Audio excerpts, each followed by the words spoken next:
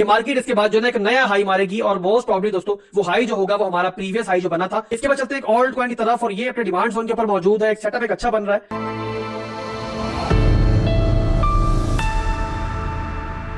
तो बिटकॉइन का चार्ट दोस्तों मेरे सामने ओपन है। पहले बीटीसी के एनालिसिस करेंगे, बताएंगे आपको मार्केट का किंग, मार्केट का राजा इस टाइम किस मूड में है। उसके बाद दोस्तों एक दो ऑल्ट कॉइन्स को भी देख लेंगे।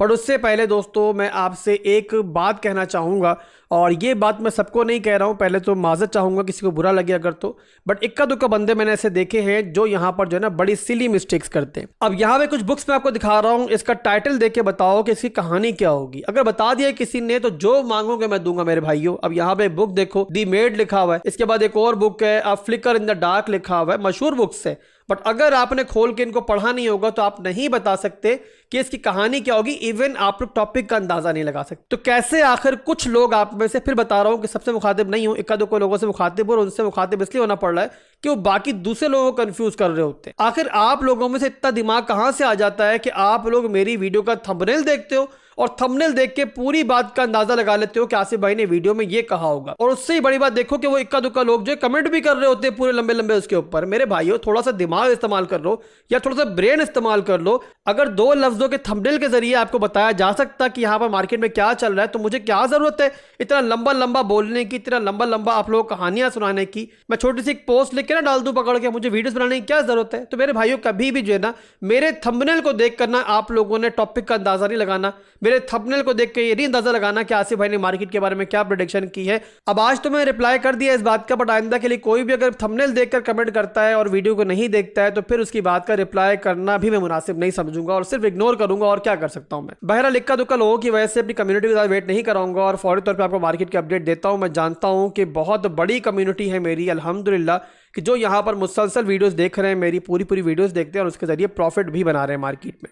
तो यहाँ पर दोस्तों बिटकॉइन का चार्ट मेरे सामने ओपन है और आपको अपडेट देते हैं मार्केट की। अब यहाँ पर दोस्तों कल की वीडियो आपने देखी होगी, तो मैंने कल की वीडियो में आपको क्लियर कट एक बात समझाई थी कि मैक्रो लेवल पर तो ना आपको किसी भी किस्म की टेंशन लेने की जरूरत नहीं है। वीकली पे देखो, आप लोग मेजर टाइम फ्रेम से देखो तो आपको एक चीज का अंदाजा होगा कि मार्केट में जो भी रिट्रेसमेंट हो चुकी है या अगर इवन थोड़ी बहुत और भी होती है तो वो ट्रेंड के ऊपर कोई असर नहीं डाल रही। इवन यहां तक मैंने कहा था कि कोई एंट्री अगर आप लोगों ने अभी तक नहीं ली हुई तो इसी एरिया से जो है ना आप पार्ट्स में एंट्रीज अपनी मार्केट के अंदर ले सकते हो। पहली एंट्री यहां ले लो, दो एंट्रीज को होल्ड करो, मौका मिलेगा तो इंशाल्लाह उसको भी इस्तेमाल कर लेंगे, ताकि अगर मार्केट कभी ऐसा मौका देती है तो वहां पर हम लोग पैनिक ना करें बल्कि वहां पर मजीद अपॉर्चुनिटी से फायदा उठाने वालों में शामिल हो। तो ओवरऑल दोस्तों मैक्रो लेवल पर जो है ना मेरे हिसाब से मैंने इतनी बार अब आपको समझा दिया है हर वीडियो के अंदर कि आप लोग वहां पर तो पैनिक नहीं हो रहे होगे। इसके अलावा मैक्रो लेवल के अलावा 4 घंटे के टाइम फ्रेम के अंदर भी मैं आपको मुख्तलिफ औकात के अंदर मार्केट के एनालिसिस देता रहता हूं, ताकि कोई भी आप स्कैल्पिंग कर रहे हो, कोई भी डे ट्रेड कर रहे हो, शॉर्ट टर्म की ट्रेड ले रहे हो, तो आपको पता होना चाहिए कहां पर हमारा इनवैलिडेशन है और कहां से हमें एंट्री लेनी है और कहां पर हमें एग्जिट करना है। लेवल टू लेवल ट्रेडिंग के लिए जो हमारे 4 घंटे के टाइम फ्रेम का चार्ट है या 1 घंटे के टाइम फ्रेम का चार्ट है वो काफी इंपॉर्टेंट होता है। तो मेरी ट्राई होती है कि आपको मैक्रो लेवल के साथ साथ जो है ना वो 4 घंटे के अंदर भी एनालिसिस दिए जाए, ताकि आप लोग अपनी मैक्रो लेवल की इन्वेस्टमेंट के साथ साथ ट्रेडिंग को भी मुख्तलिफ औकात के अंदर कर पाओ जब भी आपको माहौल साजगार मिले। तो कल की वीडियो में मैंने आपको ट्रेंड समझाया था कि जब भी स्ट्रक्चर ब्रेक होता है तो स्ट्रक्चर ब्रेक होने के बाद जो है ना एक रीटेस्ट होता हुआ नॉर्मली हमें अक्सर औकात दिखाई देता है।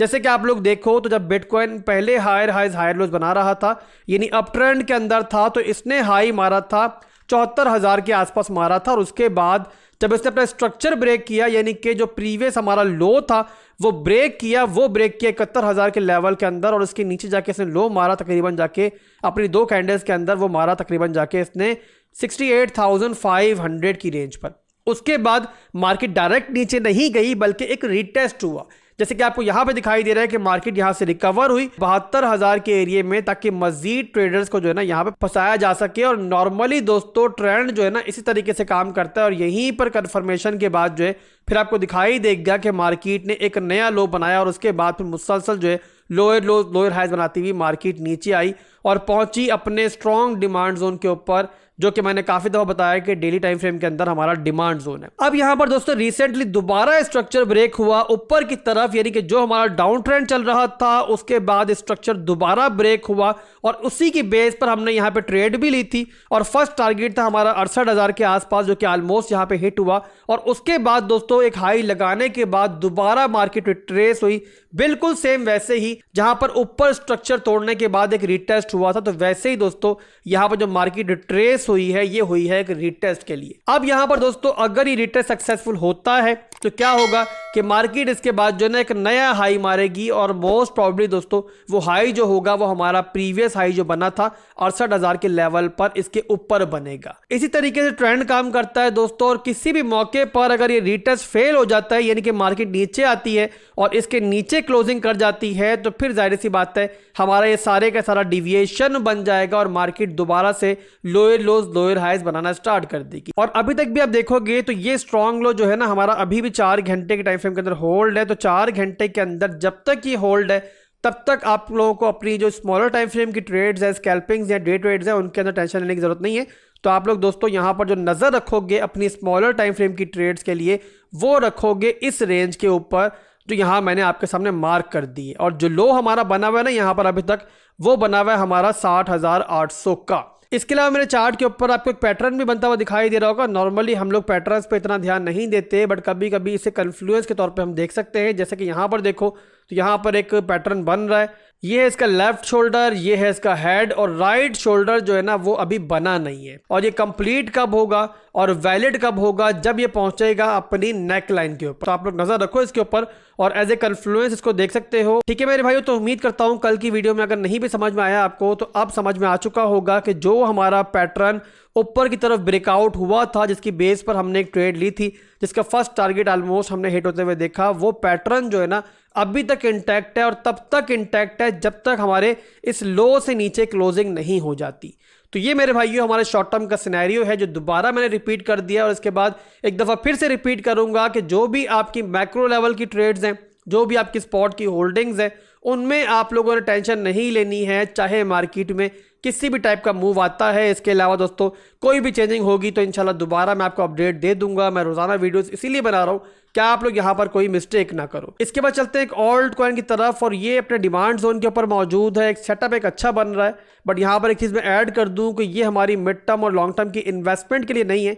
आप लोग इसे एक स्विंग ट्रेड के तौर पर ले सकते हो बट स्पॉट में देखना है इसको। और ये है WLD, यहाँ पर इस टाइम देखो तो अपने डिमांड जोन के ऊपर मौजूद है। ये आपके सामने ये अच्छा डिमांड जोन है इसका एक। और यहाँ पे डेली में आपको दिखाऊं तो डेली के अंदर भी आपको दिखाई देगा कि ये एक अच्छा डिमांड जोन है इसका।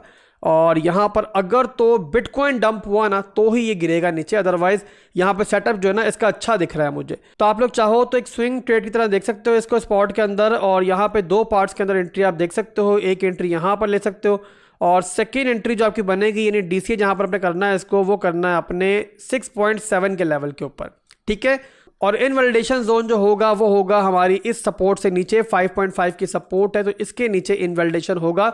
और टारगेट जो इसके होंगे वो होंगे मेरे भाइयों, फर्स्ट टारगेट इसका होगा 10.8, सेकेंड टारगेट इसका होगा 13.6 और लास्ट टारगेट इसका होगा 15.9 का। ठीक है मेरे भाइयों, तो ये हमारा सेटअप था जो कि बिटकॉइन अगर स्टेबल रहा तो अच्छा परफॉर्म करेगा। और इसके इनवैलिडेट होने का रीज़न जो वाहिद होगा मेरे हिसाब से वो बिटकॉइन का डंप ही हो सकता है, अदरवाइज इस टाइम अपने अच्छे डिमांड जोन पे बैठा हुआ है। तो अभी के लिए दोस्तों बस इतना ही था, फिर मिलेंगे इंशाल्लाह बहुत जल्द एक नई वीडियो के साथ। दुआओं में याद रखिएगा अपने भाई को, वीडियो को लाइक और कमेंट करना मत भूलिएगा। अल्लाह हाफिज़।